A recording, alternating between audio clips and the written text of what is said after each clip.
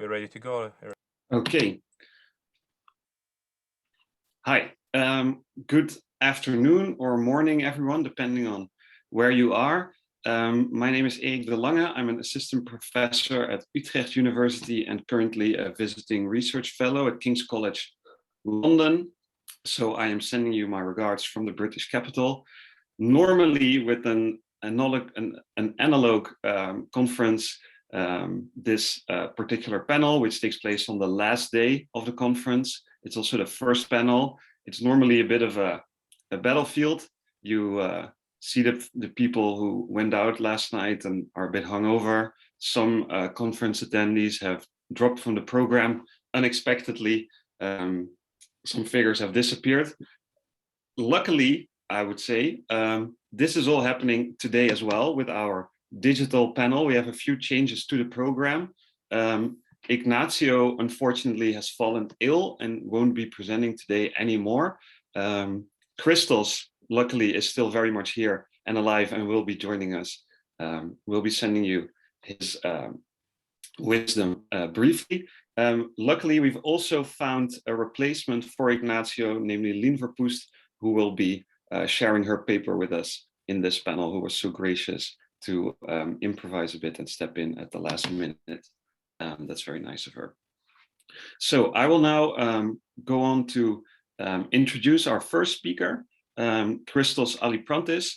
You can ask your questions in the chat. Alexander Mikaberidze, who is kind enough to take care of all the technicalities on this panel, will gather them and make sure that they get to Christos and me. So without further ado, our first speaker today is Christos Aliprantis. He holds a PhD in history from the University of Cambridge and is currently an MSCA postdoctoral research fellow at LMU Munich. His teaching and research interests are centered around state formation and especially around policing in the long 19th century across Central, East Central, and Southeastern Europe, a very continental approach he has. His work has appeared or is forthcoming in edited volumes and journals such as the European Review of History, the European History Quarterly, and War in History. His paper extends the bicentennial of the Greek Revolution a little bit into 2022, and he is actually doing that from perhaps the best place possible, Athens. So, Christos, the floor is yours. Thank you very much, Erik, for your kind words and the detailed introduction. I hope that you will all be able to listen to me and see me. Let me just now share my screen so that you can see my PowerPoint as well. Here we are. Yes, I hope it is fully visible. The white letters in the blue backdrop. And before I begin, just let me thank you for accepting my paper in this so interesting conference and so pertinent to my own research interest. From my own viewpoint as a historian, mostly of the German states, of Austria, as well as of the Balkans, I'll try to share my own insight regarding the police and security mechanisms of post-Napoleonic Europe. And in this short time space, I have tried to address a somewhat more specific issue, that is how policing was conducted in post-1815 Europe based on the example of Philhellenism, of the movement of sympathy that is in favor of the Greeks and the Greek Revolution in the 1820s. Though before reaching that state, it is also useful to address the following question: why police and policing in particular? In the paper that follows, I'm going to suggest that policing, and in particular political policing in 19th century Europe, was a crucial aspect of state formation across most European states altogether. Political policing, especially in our so-called age of revolution, was allegedly a barometer, so to put it, of changes in political culture. In a time full of revolutions, uprisings, and upheaval, the ways that the political and social elites in Europe tried to safeguard their status quo, elevated policing into a key aspect of statehood. Policing, broadly defined, brought together, so to speak, various aspects, various different domains of state, of both state and parastate actors, in a way that allows us a broad supervision, so to speak, of state institutions and formation, both vertical, that is, and horizontal. Allow us, therefore, to connect dots within the state apparatus, ranging from top ministers to street informers, and from diplomats and consuls, even to royalty.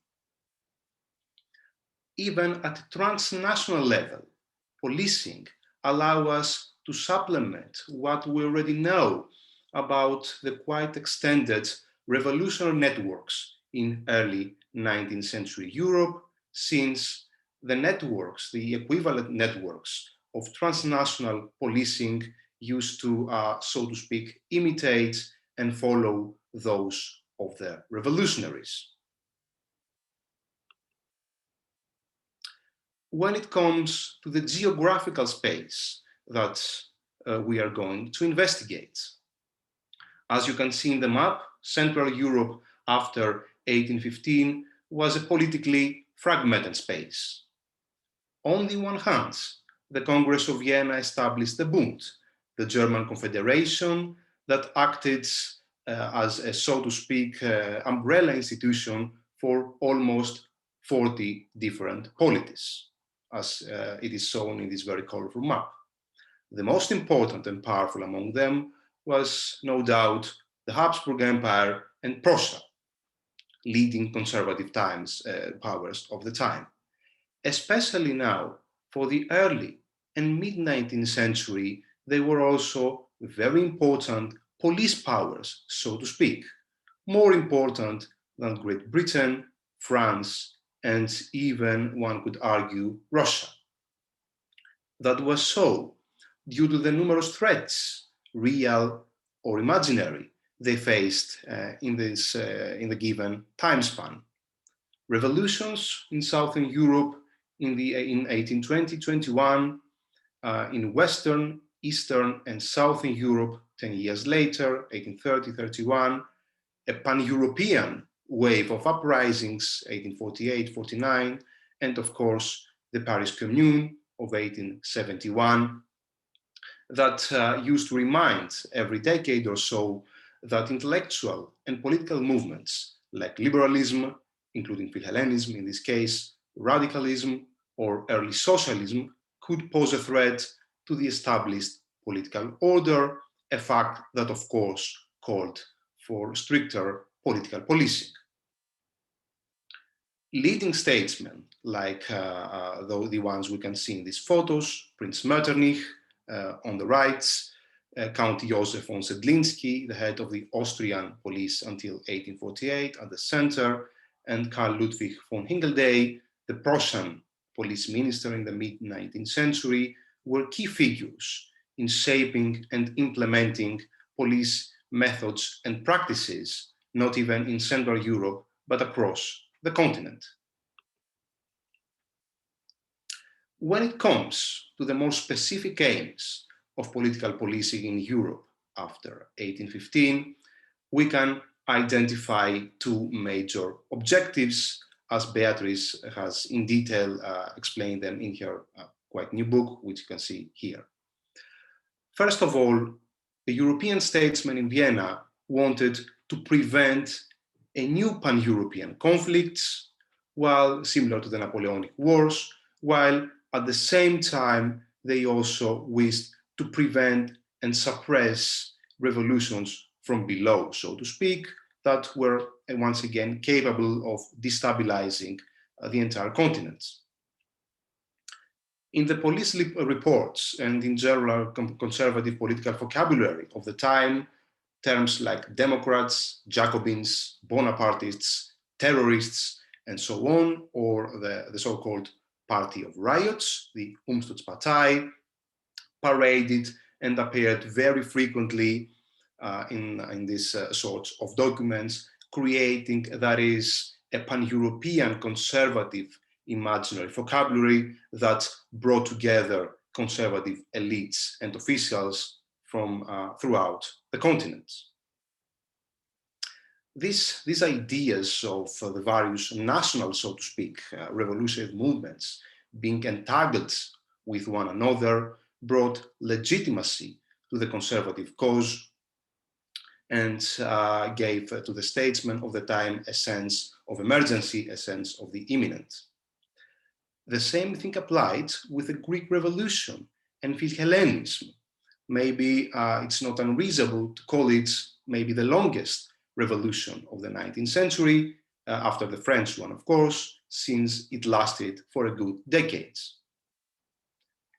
Philhellenism as well, that is the movement favoring the Greek cause and the success of the Greek in their war of independence against Ottoman rule, was a widespread political and intellectual movement across Europe and especially across the German states, a fact that awakened massively conservative fears.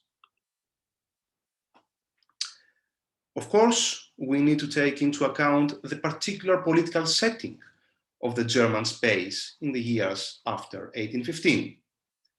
In 1819, just a couple of years before the outbreak of the Greek Revolution, we have the establishment of the so-called Karlsbad decrees. That is a set of confederal laws that aimed to increase the conservative profile of the German Confederation by strengthening censorship, especially across German universities, and establishing a commission of investigation seated in Mainz and targeting, above all, political crimes. Aiming, that is, into enhancing the internal security of the Confederation and also limited the mobility of ideas and people between the German states, the mobility of people, including paupers, vagabonds, and last but certainly not least, political suspects. In this particular setting, where the movement of ideas was institutionally very restricted across the German space, Philhellenism actually was used as a very useful and clever political pretext and justification, not only for supporting the Greeks per se, but also to an extent expressing indirectly German liberal aspirations. As the leading German Philhellene Christian Müller said in late 1821, and I quote, "With these contributions of money, that is, towards the Greeks, we first buy for ourselves the invaluable freedom to express our common convictions in public." Of course, these ideas were by no means welcome in the eyes of the German statesmen in Prussia, Austria, and the rest of the German states of the time, who felt that they had a lot of reasons to fear these kinds of political manifestations. In their minds, Philhellenism expressed first and foremost a threat to the sovereignty of the legitimate monarchs of the Confederation. It represented a threat to the very Confederation itself due to the establishment or the envisaged establishment of military corps of Philhellenes across the German lands, which aimed to traverse the German, Austrian, and maybe Italian territories headed towards the belligerent Greek lands. These soldiers came to a notable extent from retired officers and soldiers from the Napoleonic Wars, but also deserters from the German armies. Last but not least, citizens of the German states moving towards the belligerent Greek territories could also be received as a sign of hostility towards the Ottoman Empire, a polity that formally maintained friendly relationship with the German states, Prussia, and Austria. All these factors alarmed actually the authorities of the German states that already from mid to late 1821 proceeded to take a number of measures. First of all, they targeted leading and distinguished Philhellenes with a noted public profile. This included the professor of Greek literature at the University of Munich, Beatrice, whom you can see in our photos here, whose correspondence was confiscated. These measures also included censorship at the leading and obviously pro-Greek papers of that time, including the Augsburger Allgemeine Zeitung. All the leading intellectuals of the time, like the theologian in Leipzig, Wilhelm Krug, who called for the formation of a military band to help the Greeks, he was also censored and put under police surveillance. More broadly, the leading members of the German Confederation, Austria, Prussia, Saxony, and Bavaria, began to exchange extensively and systematically information regarding moving Philhellenes across their border in order to be able to coordinate their activity in a more effective manner. And finally, when we look at the archives, we meet extensive and actually recurrent bannings, prohibitions of Philhellenic associations across both the major powers in Germany, across both Prussia and Austria, a number of prohibitions that actually spanned throughout the 1820s, a fact that actually witnesses that these prohibitions were not that effective after all, since they are quite numerous. Let us now turn in a quite high detail to the Habsburg Empire vis-à-vis the Greek Revolution. As we know already, the first Greek, so to speak, revolution took place not in the southern Balkan Peninsula, but instead in the lands of what is nowadays Romania, that is back then the Danubian principalities, when a retired former Russian officer, Alexander Ypsilanti, ignited a rebellion there, as we can see in our down right picture. In a land so close to the eastmost borders of the Habsburg states, creating or actually supporting an uprising was by all means an alarming fact. The Austrian consuls across Bucharest and Iasi in the Danubian principalities, alongside the governors, police authorities, and officials of the neighboring Austrian provinces, Transylvania here in our map in green, and Galicia in yellow, cooperated with each other and created smoothly and fastly a network of informants across the Eastern Habsburg and the Romanian territories in order to maintain effective information regarding the developments of the revolution there. Secret agents, Romanian officials, educated middle-class members, and even aristocrats formed the backbone of this information network. The reports they received, these officials, actually fed conservative fears of potential fraternization between the various nationalities of the region, Greeks, Romanians, Poles, Hungarians, in a revolutionary movement across the entire East Central Europe that could potentially destabilize the polities there after such a brief period after the Napoleonic Wars. Real or imaginary, these fears were in any case enough in order to support and maintain the creation of a surveillance network in the early 1820s that in the one or the other way remained present throughout the following years. And of course, this practice of police mobilization did not actually find itself restricted across the Eastern Habsburg lands.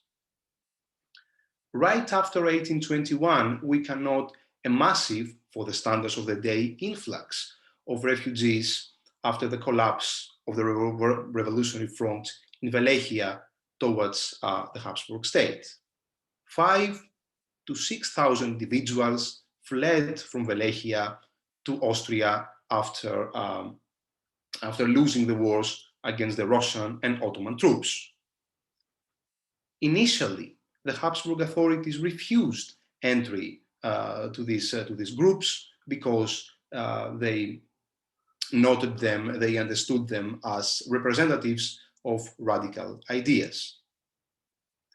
At the same time, in the westmost provinces of the Habsburg Empire, including Venice and Trieste, another wave of exiles, of refugees, set foot there.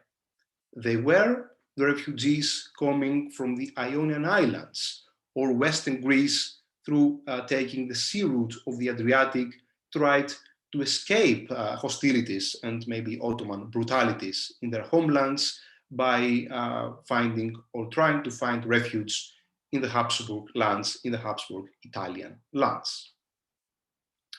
Therefore, in a quite short period of time, we find the Habsburg Empire facing a refugee problem, so to speak, of both a political and a humanitarian dimension in both its eastern and its western provinces, which of course once again triggered new police measures. Throughout the Habsburg realm, rebel agents, the so-called emissaries, to use the language of the time, were surveilled and put under investigation, since of course they were considered likely to share revolutionary ideas in the Austrian public. Notable Greeks among the flourishing Greek community in Vienna were also put under police surveillance, including Konstantinos Karadzias, Ioannis Rallis, and so on. These were wealthy merchants of the Greek Orthodox dogma, and also with alleged connections to the Greek rebels, who were considered likely to provide support in the forms of money, ammunition, or propaganda towards the Greek cause. Nevertheless, and in order not to exaggerate significantly the number of repression in these years, we should note that the number of arrests remained actually quite limited in this period of time. Imprisonments also lasted for quite limited periods, including Konstantinos Koumas and Emmanuel Papas, two quite prominent Greek revolutionaries who nonetheless were put in jail in Austria for a period of, I believe, a few months. Informers, street informants, secret agents, and so on, were a notable feature, a notable trait, and the quite ordinary one of these both official and semi-official police apparatus, feeding to this apparatus reports, exaggerated or not, that nevertheless functioned as a source of legitimacy for this surveillance mechanism. Reaching the end of my presentation slowly, Erik, I believe it's time to do so. Let me offer you some final conclusions regarding how policing was conducted in this period of time. First and foremost, it is important to mention that the end of the Greek Revolution in the late 1820s did not actually bring to an end this form of political policing. Quite the contrary, this circle of revolutions and counter-revolutions throughout the 19th century meant also that other waves of police strengthening took place in later years. We should note at this point, just very briefly, the police union of the German states, a so-called inheritor, so to speak, of the 1820s practices that was active in the 1850s and 60s in the aftermath of the 1848 revolution. Following the very same 1848 revolution, we should also note a strengthened trend for police cooperation on the one hand between the German powers and Western Europe, Britain and France, and on the other hand, eastwards with Russia, the Ottoman Empire, and even the newborn and more conservative Greek kingdom. When it comes to sharing some insights regarding forms of political policing in the quite a few decades following the Congress of Vienna, we cannot, at this point, the set of actors, of both state and para-state actors that manned police networks at the time. This practically meant blurred boundaries between what was considered as states on the one hand and as society on the other. A gray area that encompassed police informants, denunciators, temporary state employees or consuls actually operated in the fringes of the state apparatus, coming into actually bringing into the light, revealing an entire new world, a brave new world, I could even say, between the formal limits of states and various social strata that needs to be more probably given attention, I believe, and researched. At a more central level, we can note, of course, the crucial role of the central police authorities, encompassed and actually supplemented by regional police authorities, like the ones in Galicia and Transylvania, noted earlier, and also border and extraterritorial police, or so to speak, police or no, or ad hoc police authorities that included custom officers, diplomats, consuls, and so on, who could on occasion assume also de facto police or surveillance duties. It has already become clear, I believe, that this post-Napoleonic period experienced at least the early origins of transnational police cooperation, beginning from the German states, as we said earlier, Austria, Prussia, Bavaria, Saxony, and so on, and progressively after the mid-century expanding into the entire European continent and come to include also seemingly liberal power such as Great Britain. At the same time, we should not, and I'm saying that and I'm closing, we should not always and only remains to the types, that is, to the formalities of policing, and also note its limitations and constraints as well. The police apparatus of that time was actually quite understaffed and in many cases underfinanced. Central state officials were actually just a handful of individuals that, of course, could not be compared with the police apparatuses of communist Europe in the late 20th century or of policing nowadays. But still, that wave towards transnational policing in the post-1815 years represented a radical development in comparison to 18th and Napoleonic conditions that nonetheless still represents a notable step in the history of statehoods from the Napoleonic years until nowadays. I believe that I'm off a little bit of my time for a few minutes, so I will put an end here, and thank you all very much for your attention, and I'm very much looking forward to your questions and remarks. Excellent. Thank you so much, Christos, also for keeping an eye on the time while at the same time delivering such an information-dense and fascinating paper. Thank you so much. I too look forward to the questions and the discussion that we will be having towards the end of this panel. I'd like to remind everyone, as Professor Alexander Mikaberidze also did in the chat, that you can send your questions to him and that I will then be moderating the discussion from there on. So, as some of you who have just entered our meeting haven't perhaps entirely been aware of, we have a few changes to the program Ignacio of the University of Alcalá, unfortunately more today, but we have perhaps an even better paper to offer you in return by Dr. Lien Verpoest, who has very graciously and kindly, I should say, agreed to upend her own schedule for today and agreed to step in this particular panel. Thank you so much, Dr. Verpoest. I will introduce you now. So Lien Verpoest is an associate professor at the research group Modernity and Society of the Katholieke Universiteit Leuven, at its history department in particular. Her research topics include East-West relations and diplomatic history. She is a noted specialist of Russian history.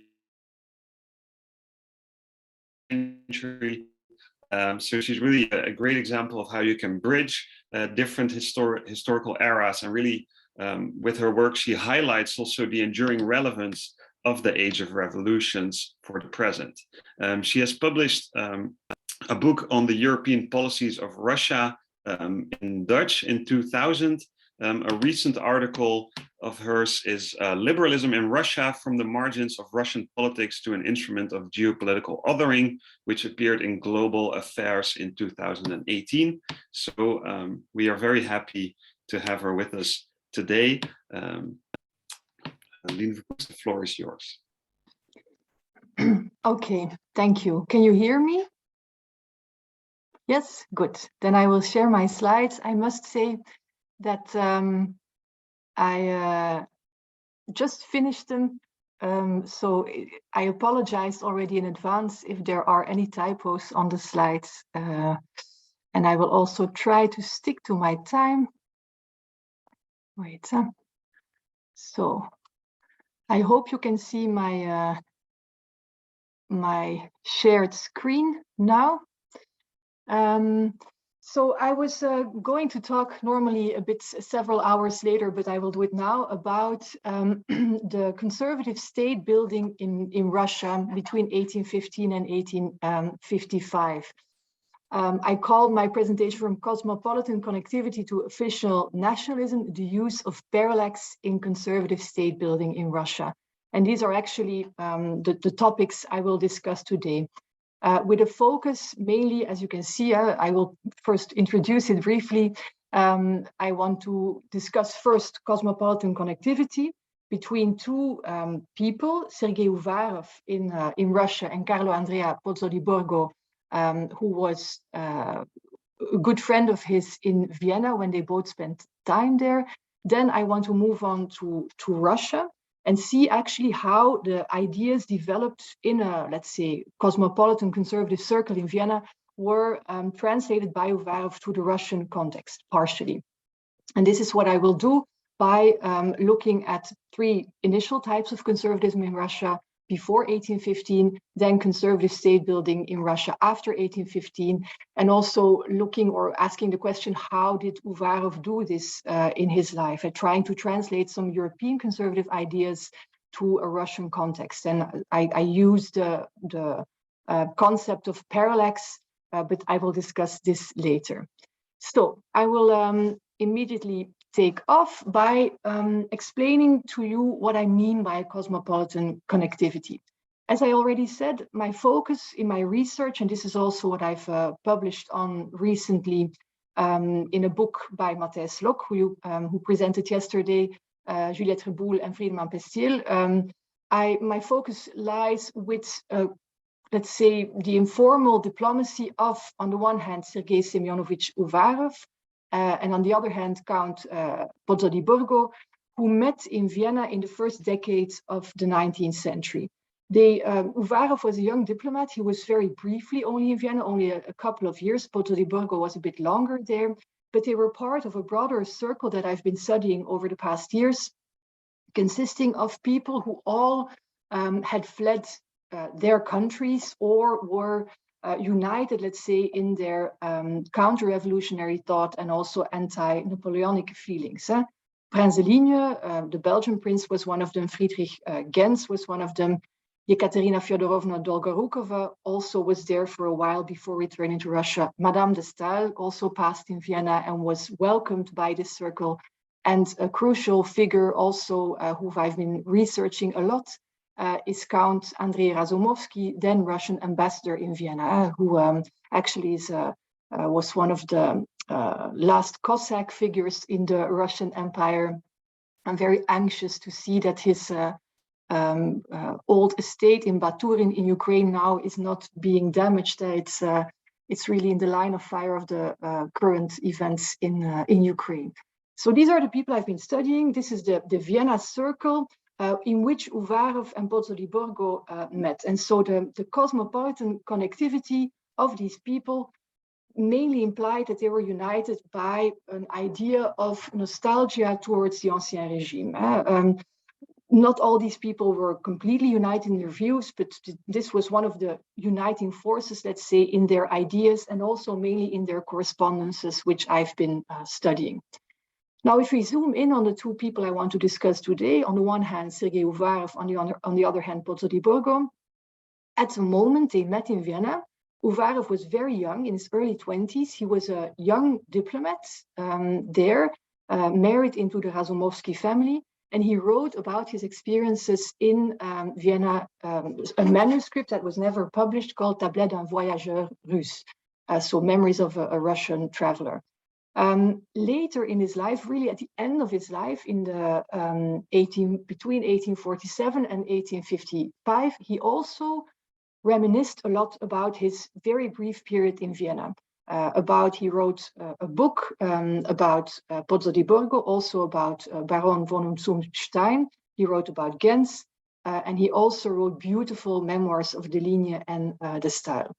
So he was only very briefly in Vienna, but it was a very crucial formative period for him, which reoccurs, if you if you can say it like this, in his later memoirs. Pozzo di Borgo, a bit more famous maybe in the context of this conference, was at that moment in Vienna in between British and Russian diplomatic service. He joined Count Minto to the British embassy in Vienna, and he was known, as Pranzolini described him, as the sworn enemy of Napoleon, who would speak with eyes full of fire about his great enemy. And so they met there, and later on, Uvarov reminisced about Pozzo di Borgo as the original conservative. And so why do I link these two people? Well, because there were some important links, but also because the concept or the views of Pozzo di Borgo were recycled, let's say, by Uvarov later on in his career within Russia. So one of the quotes that he later wrote about Pozzo di Borgo was that among the English statesmen, Pozzo admired Mr. Pitt, but all his sympathy was for Mr. Burke, who left an indelible impression on him. And so what Uvarov highlighted from Pozzo di Borgo's views, political views, was the fact that he had this Ancien Regime charm in his personality combined with conservative opinions. And so he called him an original conservative because he labeled Pozzo di Borgo conservative even before 1815 and said that he already defended his ideas at a time when he was stateless, penniless, and without any influence. Only he was, let's say, in the views of Uvarov, a true conservative.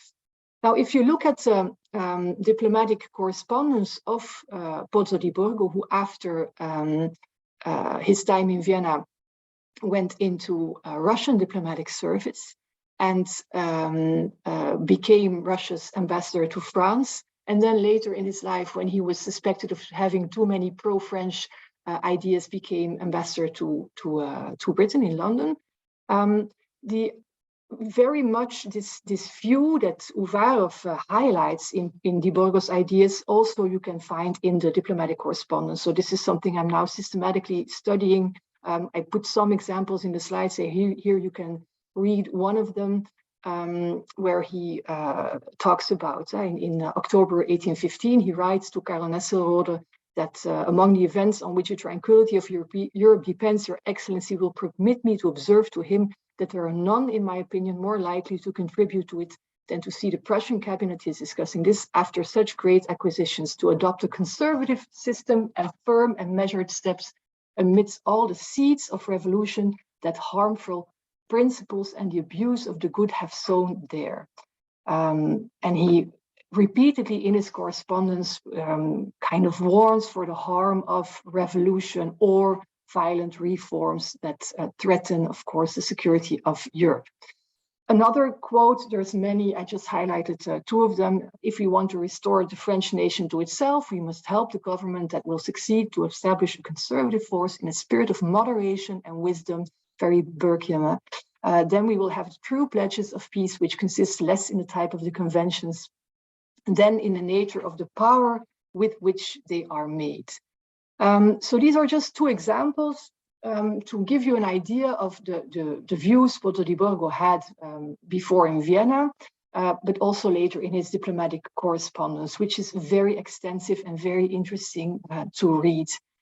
Now, how does Sergei Uvarov kind of take up these ideas, or how did he develop these ideas? Some of you might know, well, a lot of you probably might know that Sergei Semyonovich Uvarov, who lived between 1786 and 1855, is now generally known or labeled by some, let's say, as the father of Russian conservatism. His diplomatic career was rather brief. And as you can see from this slide, he actually switched to interior politics, and he's most famous for being the Minister of National Enlightenment, Народное Просвещение in Russian, the Minister of Education, we would call it. But before, he already had some very important positions. So immediately after his return, he kind of started his stellar career, which did not make him very popular, but made him very influential. And why is he called the father of Russian nationalism? Well, the reason is that in 1834, so he had been Minister of Education for 2 years, he wrote a circulaire, a kind of letter, he circulated this letter that launched this idea of Russia's official nationalism or official nationality, as Pippin also calls it, in which he writes, our common duty consists in accomplishing the people's education in accord with the supreme objective of the most august monarch in the combined spirit of orthodoxy, autocracy, and nationality. So this is the idea that was launched and that was picked up and that was hugely successful, let's say. It's interesting to see that Uvarov himself did not further elaborate this triadic slogan or this conservative triad. A lot of people wrote about it afterwards, but he himself did not really elaborate on it. So where does that put Uvarov in this tradition of conservatism in Russia?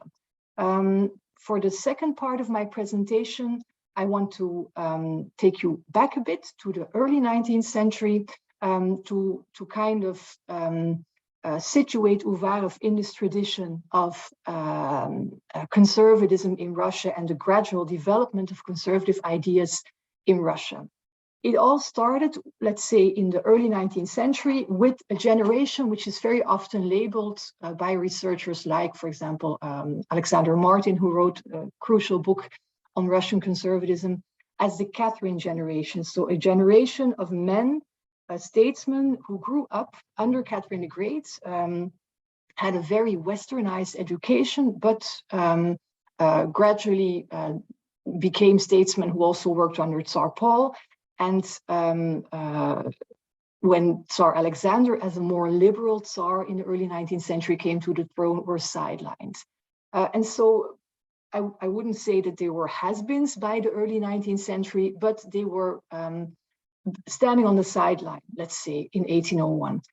When the coalition wars came one after the other in Russia, of course, and with the threat of 1812, xenophobia arose. There were publications like the one you can see here, Och Franzusi, by Fyodor Rostopchin, Oh, the French. He also wrote a lot of pamphlets in which these men were very critical of exactly the cosmopolitan diplomacy, let's say, but also about Gallomania. So the let's say, completely craze for everything that was French. Dirk Offe and Władysław Rzeszewski had a very interesting research project on this topic and have published extensively on this topic. And then 1805, Austerlitz, 1807, Tilsit, the public opinion, of course, on relations with France altered. And so these men who, of the Catherine generation, who were sidelined in 1801, started developing what we could call proto-conservative ideas, or which is labeled in Russia, conservatism. Where did they develop further these ideas? In literary circles, because at that moment, of course, politics and literature still coincided a bit. So you could generally say, I don't want to talk too much about this first wave conservatism, but you can divide them, let's say, in general in three types of conservatives. I now put here the three most important representatives. But there are, of course, many more. And as I just said, Alexander Martin wrote an extensive book about it. There were traditionalists who used literature and language to develop their ideas. And the most important one you can see here on the top left, Alexander Shishkov. There were reactionaries. On the bottom, you can see Fyodor Rostopchin, who very much used geopolitics and the French military threats to defend his rather reactionary ideas. And then there were the more cosmopolitan conservatives like Nikolai Karamzin, but actually also Sergei Uvarov, who used history to reinforce their ideas. For this first wave conservatism, there's lots of discussion among Russian scholars like Christoforov and Minakov, who say, was this traditionalism, was this conservatism? And they very often, these Russian scholars, refer to Mannheim's idea of traditionalism as an instinctive acceptance of past ways and the aversion to change. So they say this was not really the conservatism as we knew it, but was more traditionalism. But then 1812 for Russia, of course, was the first important critical juncture, the second one being 1825, the Decembrist uprising. And by the time the Patriotic War arrived, these men became, of course, the righteous men, and the men who had been warning for this all along. And so I just listed here very briefly, you can see it, the importance or important functions that they got in the run-up to 1812 and afterwards. So Shishkov preceded Sergei Uvarov in becoming Minister of Education, was the chairman of this conservative literary group, but also was succeeded Spiransky in becoming State Secretary and was chair of the Imperial Academy. Sergei Uvarov, at that moment, was just back from Vienna, was very much inspired by all these European ideas, was a bit critical of this very almost xenophobic rhetoric, mostly of Rostopchin, and decided to work on a publication called Le Conservateur Impartial, in which he wanted to give some news about French anti-revolutionary forces and people, trying to show that not all French were pro-Napoleon and that there was another voice coming from Europe. This is a publication that ran until 1824 and which actually was preceded by Le Journal du Nord, also very interesting literature that I'm now analyzing. Then we arrive in 1815, and so then we come to the conservative state building that I wanted to discuss during this presentation. So after 1815, how did Russia internalize specific ideas? And did they come from the West or not at all? There is a crucial difference between these first wave conservatives that I just discussed and the ideas of Uvarov as the father of this conservative triad, orthodoxy, autocracy, and nationalism. As you can see, the first wave conservatives, if we kind of summarize their ideas very in a very brief manner, you can say that it came down, most of their ideas came down to a rejection of the West on the one hand, stressing the true autocratic character of Russia, secondly, and also a lot of work was being done, especially in literature, in poetry, but also in linguistics, for example, on rediscovering the true Russian language, the true Russian traditions and history, etc. So a lot of work was being published, which was considered by some other writers like Pushkin, for example, or Vyazemsky as very old-fashioned, but which was also part of the Russian conservative ideas that were developing. Second critical juncture that is very important for this conservative state building is the Decembrist uprising of 14 December 1825. Under Nicholas I, of course, or at the start of his reign. And so most scholars working on Russian conservatism in the first half of the 19th century kind of agree that this is the moment that conservatism was internalized, helped a lot by Uvarov's conservative triad. Also for Uvarov personally, it really was very, very influential, this critical juncture. Cynthia Whittaker, sorry for the typo, who has published extensively on Uvarov, wrote his timetable for historical development, both in Europe and Russia, altered drastically once the optimism he nurtured in the post-Napoleonic era gave way to post-Decembrist caution and fear of revolution. And so how did he then proceed in developing his ideas? He did so by merging the ideas of first wave conservatism with the cosmopolitan conservatism of the Vienna Circle. The concept of parallax that I want to develop further, based on the correspondences and the Conservateur Impartial publications that I'm now analyzing. It's a scientific concept normally used to describe how an object can seem different if looked at from another angle, used to contrast the present with the past to evoke a lost world. And so this is what Uvarov started to do. So in his writings, he started stressing European connectivity, based his ambitions on visions of the past, that ancien regime ideas that he found so charming of Prince de Ligne, for example. And he tried to recontextualize his cosmopolitanism into Russian conservatism, and thereby turning it into this idea of official nationalism. So to conclude, Uvarov aligned this official narrative, or tried to align it with the legitimist counter-revolutionary narrative of Pozzo di Borgo, but also Stein or de Ligne. His idea for a way forward for Russia was a conservative path of gradual change. Again, he published also about this in 1818 already, very much underlining these more Burkean views that Pozzo di Borgo also had. Interestingly also is that these ideas were not shared by Shishkov, Karamzin, or Rastapchin. The two latter ones died in 1826, so they were not there to witness his later ideas. But so their ideas were much more focused on this traditionalism, but also on a Russian Sonderweg.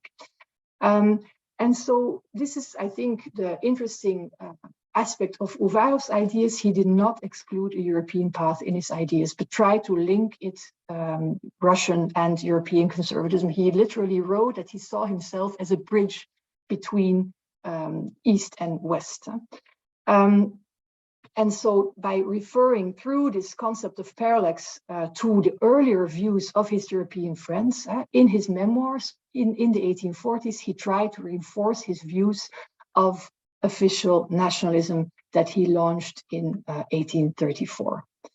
I want to end my presentation, because I'm afraid I'm going over time, with something that might be deemed a bit relevant today with everything that is going on right now in the world and the renewed attention for history. Uvarov, when he was head of the educational district of St. Petersburg from 1811 onwards, wrote an essay on history teaching in Russia. You can see the reference here, a preparavanie Historia относительно народному воспитанию. So how to teach history for public education. It's a very patriotic essay, and he clearly writes who should learn what. He says in this essay, all pupils of the lower education should learn Russian history, and also of the higher education, but universal history and also European history should only be taught to riper minds of gymnasia and university students. So like Karamzinius and Shishkov, he there also wants to limit the risk of educating people who might have or get revolutionary ideas. So already in 1813, he does this. Not wanting to make parallels with the current day situation, but maybe with the first years of Putin's reign, all scholars of Russian history noticed then that new history books emerged already in 2007. David Ben called them not pro-Soviet, but decidedly anti-Western. And so this is, of course, also in line with Putin's professed conservative views of 2013, where he attacked the West for aggressively promoting liberal values and stressed the importance of Russia's preserving its traditions, calling it an openly conservative position, which is good because conservatism prevents a society from sliding away into chaos. So I thought this might be appropriate to end my presentation with. Thank you. Great, thank you so much, Lien, for a very thorough historical analysis, but with some very fascinating links to the current situation as well. I, for one, found them very thought-provoking, and I have many questions that I would like to ask you, but I will refrain from using my privilege as the moderator of this panel, and I will instead turn to the questions from the audience that are already pouring in. Nevertheless, to everyone else, do keep them coming. We still have about half an hour for discussion, so there's plenty of time for all your questions. I actually have two questions for both of the presenters. So I will provide you both with one question so you can both answer, and then we'll turn to the second round. So both of these questions are from Professor Beatrice de Graaf.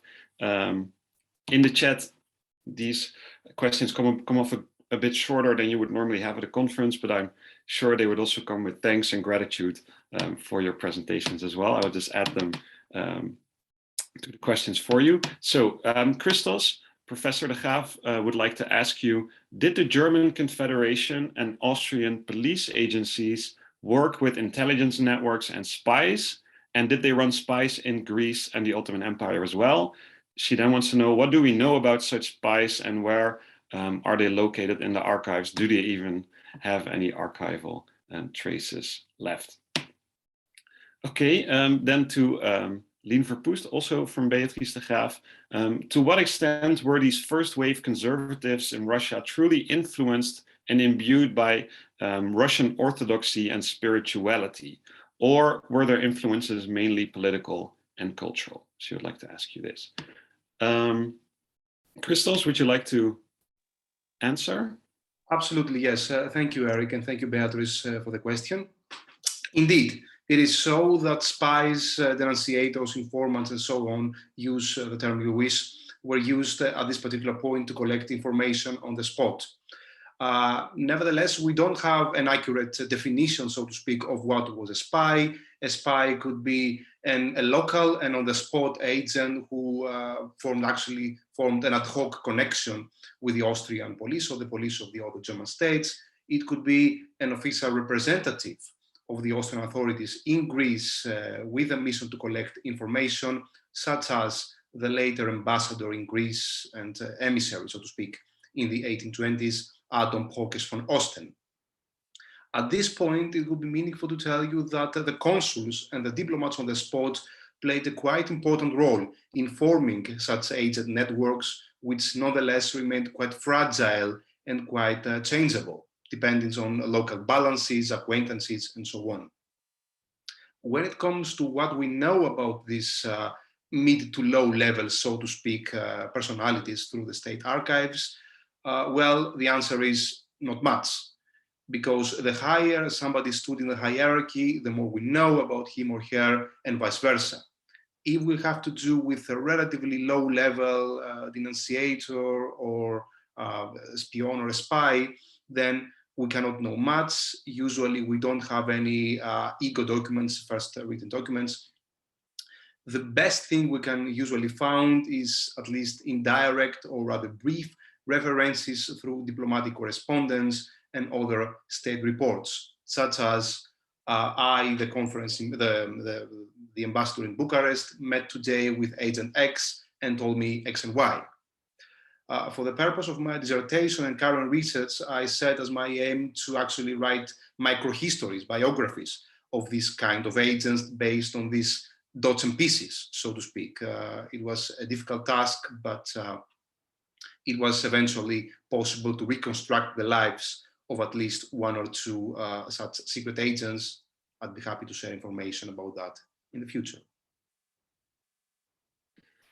Great, thank you, Christos. I think that's another fascinating parallel perhaps between the 19th century past and today, that drawing the line between who is a spy and who isn't can be very difficult and can become very political as well, as we see nowadays with all these diplomats that are being kicked out of countries for supposedly being spies. Anyway, Lien, would you like to respond to Professor de Graaf's question? Yes, sure. Thank you for the question. It's something that I indeed did not include in the presentation, but it's also very important for this first wave conservatism. I only mentioned three important people, like Karamzin, Sapchin, and Shishkov. Especially Shishkov, I think, was very much convinced that the future of Russia lies with orthodoxy, and that this is something that should not be underestimated. Sapchin is a bit different because he was very close to Joseph de Maistre, and later in his life, well, also, of course, had a lot of religious rhetoric, but he later in his life emigrated and also converted to Catholicism. And so for him, orthodoxy was not a breaking point. Somebody who I didn't mention, but who was, I think, went even further in it, was Sergei Nikolaevich Glinka, who was also a writer and a thinker who evolved, let's say, in the other direction as Rastapchin, and he very much saw only the future of the Russian state in hand with orthodoxy. But these proto-conservatives are not to be confused, of course, with the Slavophiles, who even took this even further. So it was important, and especially the meetings of Bieseda, so this literary circle, that was actually a group of writers, poets, but also a lot of statesmen. One of the key figures was Gavrila Derzhavin, who was Minister of Justice at a certain moment, but also was a poet. So they met. It was a very, these literary meetings, it was very fashionable. It was in St. Petersburg in one of the stately houses of Derzhavin. It did not have a very, it was very high society. It was not very religious, but of course, a lot of the poetry they read was truly patriotic and had lots of references, of course, to orthodoxy and to the church, but it was not, let's say, the core of their ideas. It's also maybe interesting to add, if I may, just for one more moment, that Andrei Zorin, who of course also wrote a lot about it, said of Uvarov and Uvarov's ideas, this triad of orthodoxy, autocracy, and nationality, that Uvarov himself actually did not find orthodoxy so important at all, that he kind of stressed it only because he found it useful for the Russian people, but himself personally, it didn't mean anything to him. This is what Zorin kind of found after studying the ideas of Uvarov. Fascinating. Thank you. We have more questions that have just come in, so we'll do another round. There's one question from for you, Lien, from Alexander Mikaberidze. He, on the basis of your presentation, he was wondering about the Russian monarchs, because you didn't really get into them too much. So he would like to ask, what about the agency of the Tsars and the commonalities or differences between Pauline, Alexandrine, and Nicolaine conservative thought? He was wondering if you could reflect a bit on that. And there's another question for you, Lien, by Paulo de Souza. He would like to ask about why Pozzo di Borgo, who grew up with Napoleon, ended up hating Napoleon so much. What was going on there in that historical beef between those two figures? And there's, I thought there was a question for Christos as well from Alexander Mikaberidze, but let's see. No, I'm sorry. I have a question for you, Christos. I will use my dictatorial powers as chair now. You mentioned 1848 as a kind of juncture when you were discussing the longer legacy of these police, transnational policing networks and practices that you discussed. But I was wondering a bit about 1830. Was that a pivotal moment in any way? I can imagine it may have upended some of these networks and practices a little bit, or shaken them at least. But I was wondering if you could elaborate on that a little bit. Lien, would you like to start?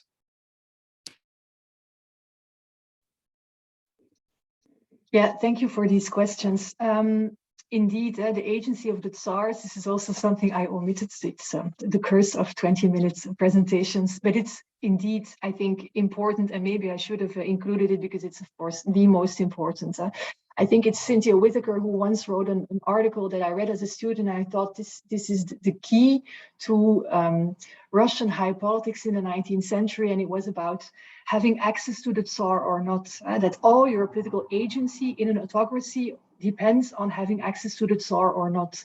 And so that's, I think, what I try to include by stating that at a certain moment, these first wave conservatives were sidelined.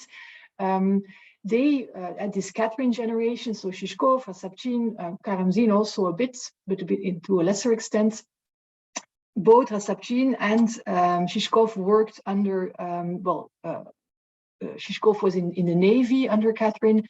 Rasapchin was working at the Foreign Service and the Ministry of Foreign Affairs under Tsar Paul. And so they fell out with Tsar Paul, but they were discredited. They were kind of, let's say, tainted when Alexander came to the throne. And so, as we all know, Alexander and his Neglastny Komitet, his unofficial committee, when he became Tsar, professed all these liberal ideas from which they backtracked rather quickly. And which, of course, then again gave much more agency. And so this is for these proto-conservatives. And I think that this is the moment when these people like Shishkov regained access to the Tsar, to Alexander, is the moment after Tilsit and also after the defenestration of Speransky. Shishkov replaced Speransky. So the development of these ideas of these conservatives also very much depended on their relation with the Tsar at a given moment. And so you can see when they had access to the Tsar, or when they had official positions, they became much more cautious in developing their personal ideas, and they much more were sensitive to the opinion of the Tsar than when they did not have an official function logically. Another good example is Uvarov.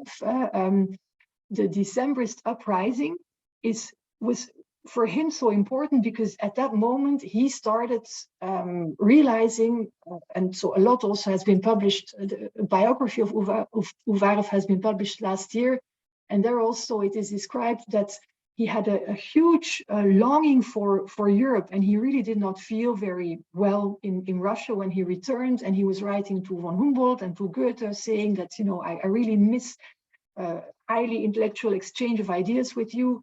And so he kind of stayed in this cosmopolitan context through his correspondence for a very long time. And in 1825, and with the advent of Tsar Nicholas, he felt there is no more room for this kind of ideas. And that's when he started trying to align his more cosmopolitan conservatism with the first wave conservatism. So a lot depended indeed on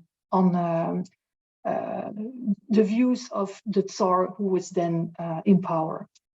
As for the second question, why the rivalry between Napoleon and Pozzo di Borgo, that's a really good one.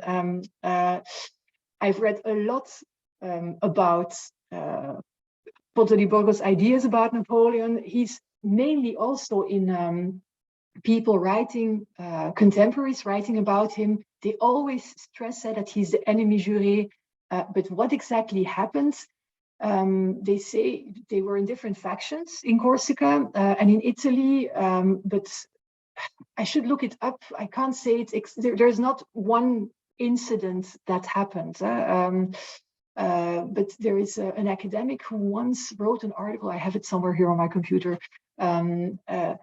who tried to reconstruct where did this huge rivalry come from, and what was the incident. But also this academic did not come to it, so I can't really help in answering the question, except for the fact that they were on other sides from the very start. But and I think also that it was kind of put out of proportion. It's just like Ghent also was seen as one of these sworn enemies. They were both extremely instrumental in writing as publicists against Napoleon. I think this also kind of reinforced this idea. But if anybody here present knows, then I would be happy. Sorry, Paolo, that I couldn't answer your question. If I'm not mistaken, Professor de Graaf wrote a bit about it in her Fighting the Terror book, kind of putting the emphasis on the family rivalries that sort of predate even the rise of Napoleon. Maybe she can say something about that if she wants to. But let's continue to Christos now. Yes, thank you, Erik. So 1830 is an important link between the 1820 revolutions and 1848. As I briefly said at the end of the presentation, we can note throughout the 19th century, that is, such circles of revolutions and counter-revolutions.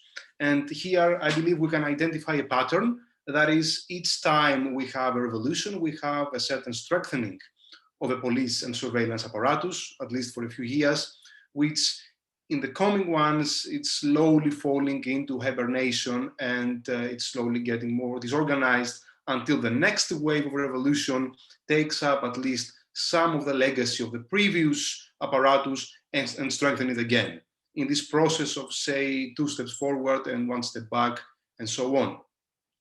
In this case, we can identify 1830, as I said, the key link between 1821 and 1848.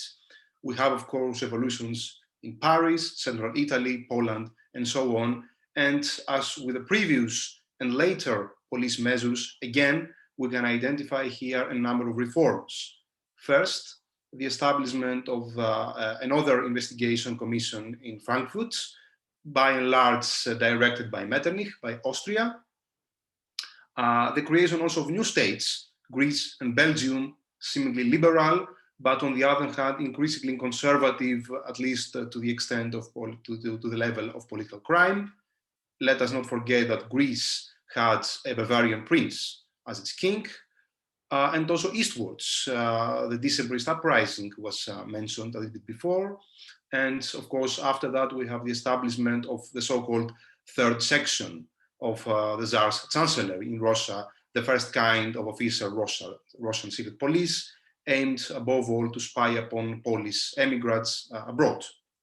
Also in the Ottoman Empire, the establishment of modern Western police institutions in the 1830s and 40s. So yes, my answer to your question is positive. Even after 1830, we see a further expansion of the police apparatus in certain shapes and shades across various countries, up to the way towards 1848, and again another expansion after 1848, another one after the Paris Commune of 1871, down the road towards the anti-anarchists measure of the late 19th century and the First World War.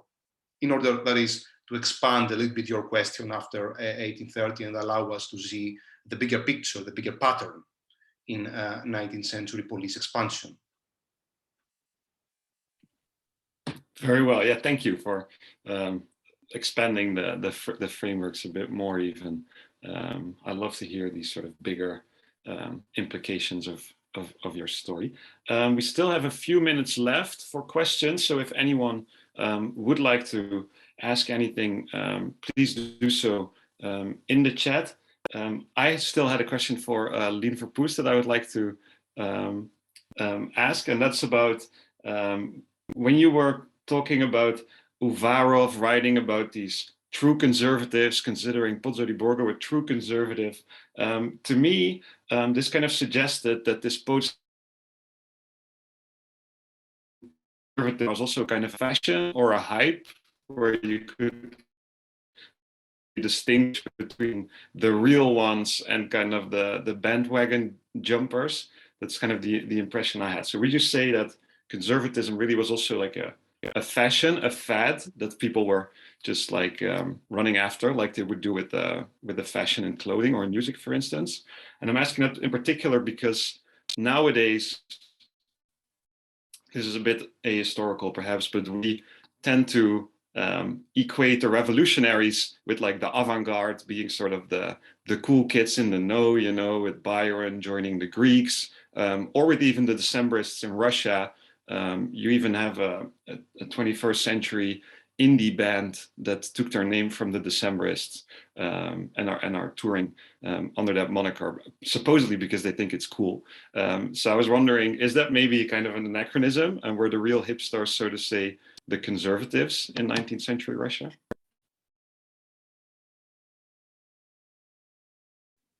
That's a very good question, Erik. And it's also, it resounds, were the real hipsters the conservatives? I like the way you put the question. Well, I think I now focus mainly on Uvarov, so it's only, let's say, a snapshot of a part of Russian society, mainly because I published this chapter in Matthijs's book on this Vienna Circle, and I'm now publishing a chapter on specifically Uvarov's ideas on Europe in a book which on the idea of Europe, by Jan Vermeer and Paul Hewitson, which will appear with Routledge at the end of this year. And so for Uvarov, he was a bit atypical because he was kind of everywhere. But as soon as it became political, he was very ambitious. He also would disappear. So the interesting thing about him is there's this Russian gossip queen called Filipovich Vigel, who wrote his memoirs and who was very, had a it's like you read a gossip book of the early 19th century. I really love it. It should be translated. And he described Uvarov as this very sly, ambitious person, but not a hipster at all. He would say, this guy has a really old soul. He sympathizes with people like Panzerlinie, who was already really old. Then other gossip mongers said that there was more between Lien and Uvarov because they wrote each other very romantic poems, etc. So, he was very much ensconced, let's say, in this Viennese circle. When he took it back, I think he was very lonely in Russia. So I think the true hipsters really were the Decembrists. Before, I briefly mentioned these literary circles, Bieseda and Arzamas. And this is what's interesting, and that's also why the person of Uvarov is fascinating, because he's not easy to pin down. So Bieseda was a literary circle with all these statesmen, ministers, who would recite on these brilliant, fashionable evenings patriotic poetry, but the quality was considered very poor. There was another group, Arzamas, and the members of Arzamas were friends of of Karamzin and also Uvarov. It was a young member was Alexander Pushkin, the famous poet, Pyotr Vyazemsky, Vasily Zhukovsky, who was later the governor of Tsar Alexander II. So, you know, all these very famous, very talented Russian poets, the real hipsters, the poets of the Golden Age, they were in Arzamas. But the interesting is, Uvarov was a founding member of Arzamas. And from this literary circle of Arzamas, some of the members later became Decembrists. And Uvarov had left Arzamas by then, and he became head of the Sensory Commission.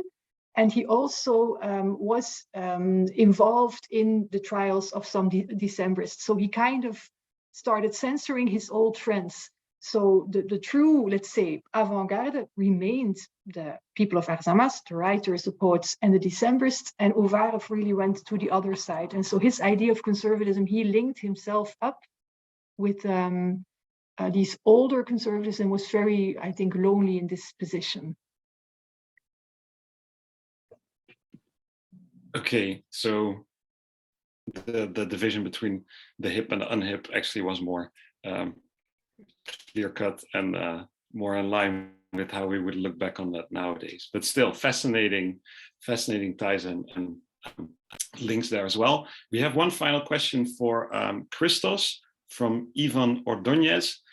He's asking about academia and its links to the Philhellenic movement. So he would like to ask you, was the Philhellenic movement attached to academia? And by that he means, was it supported by and did it originate from intellectuals inside the academic world of the time?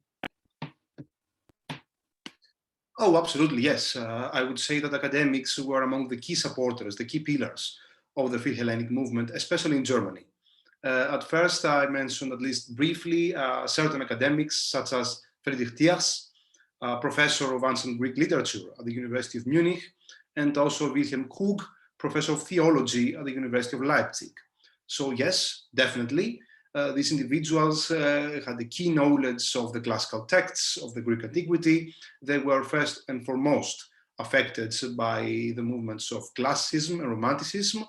Let us not forget this whole fascination with ancient Greek, with Greek antiquity, beginning from the mid-18th century, the birth of archaeology, the work of Wilkemann, the first, of course, German modern archaeologist, so to speak, that created a sense of romantic Western past for the German academics, the German intellectuals. Let us also not forget Hölderlin, the theatrical writer of the late 18th, early 19th century. So all these individuals shared, so to speak, a certain romantic heritage attached to the Greek past, to the Greek antiquity, which in some, not to say, if not in most cases, on the outbreak of the Greek Revolution, turned immediately political.